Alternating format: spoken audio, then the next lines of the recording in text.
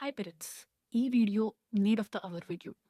Basically మన మధ్యప్రదేశ్‌లో, రాజస్థాన్‌లో కొంతమంది పిల్లలు కాఫ్ సిరప్ కన్జంప్షన్ వల్ల చనిపోయారని వింటున్నాం. అయితే అందులో నిజాలేంటివో తెలుసుకుందాం. బేసికలీ ఏ మెడిసిన్‌లో అయినా, ఏ సిరప్‌లో అయినా కానీ మెడిసిన్‌తో పాటు సాల్వెంట్ అన్న ఒక పదార్థం ఉంటుంది. దేని ద్వారా అయితేనో మెడిసిన్ స్టెబిలైజ్ అవుతుంది, డెలివరీ అనేది పాసిబుల్ అవుతుంది. ఆ సాల్వెంట్స్‌లో నార్మల్‌గా యూజ్ చేసేది propylene glycol and also glycerine. కొంతమందికి సూక్రోజ్ కూడా యాడ్ చేస్తారు. కొంచెం పాలటబుల్‌గా ఉండడానికి. ఈ సిట్యుయేషన్‌లో జరిగిందేంటంటే, ఆ సాల్వెంట్ అనేది ఇండస్ట్రియల్ గ్రేడ్ సాల్వెంట్‌తో మిక్స్ అయింది. Like diethylene glycol. అది ఇవ్వడం వల్ల ఆ డేంజరస్ సైడ్ ఎఫెక్ట్స్ వల్ల పిల్లలకనేది యాన్యూరియా వచ్చి చనిపోవడం జరిగింది. ఇది జనరల్‌గా జరిగే సిట్యుయేషన్ కాదు. సో, మీరు పేరెంట్స్ అనేవాళ్ళు మీరు భయపడకండి. ప్రతి కాఫ్ సిరప్‌లో ఇది ఉండదు.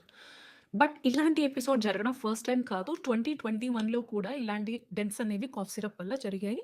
అప్పుడు కూడా ఇండస్ట్రియల్ గ్రేడెడ్ సాల్వెంట్ వల్లే. This is not the side effect of the drug but the underlying solvent.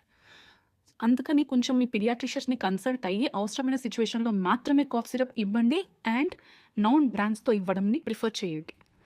Hope this is helpful. Thank you.